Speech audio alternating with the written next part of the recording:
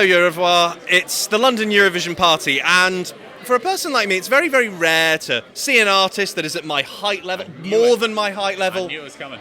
My goodness, the size of the... No, I can't do it. This is Gojo, of course. He's representing Australia with the song Milkshake Man. How are you finding all this? It's been great, it's incredible, it's so much fun, so chaotic, and that's what life is and should be about, and it's fun. It's a distillation of what life should be. And I do want to chat about your life for a bit, because you were growing up in a really remote part of Western Australia. You're out in a self-sustaining community, right? Totally different way of growing up like the majority of people. So how has that influenced you as a person and as an artist? Yeah, I feel like I was taught, like, growing up the way I did through my mum and dad, who are my complete idols.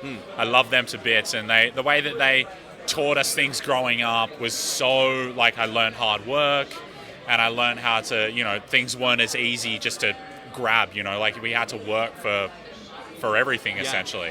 So I feel like I learned a lot of my hard work through that, and being an individual, because we were so isolated from society and like TV and the news. So like it enabled me to think individually.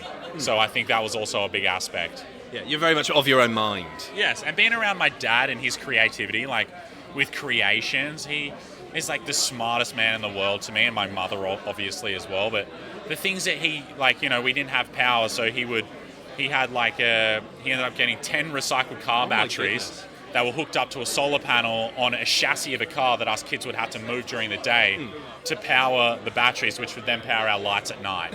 That is just amazing, and just such a different way. And he thought about it, and he's never done like a trade or anything like that. It's all through experience.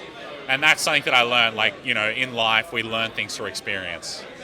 Yeah, and that's just such an incredibly interesting thing. I just really loved hearing that. Let's talk about Milkshake Man quickly. Yeah. Now you've grown up, of course. When you grow up, you are given new sensations in life, and I think Milkshake Man's definitely on the naughty-minded side of the contest this year. What motivated you to write a song about milkshakes? What was in your mind when you thought, why not, let's do that?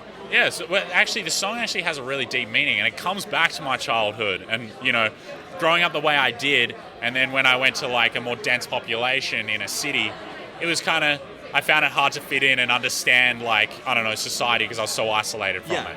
And then I kind of lost my confidence and like my expression and who I am. And then as time got on and I started to get used to that and remember who I was, that was when I realized that I was empowered again and I got myself back. And that's what the Milkshake Man is actually about. It's all about confidence and self-expression, and it's a metaphor, and it's about, like, in the second verse I say, the shake is not a drink, it's a state of mind.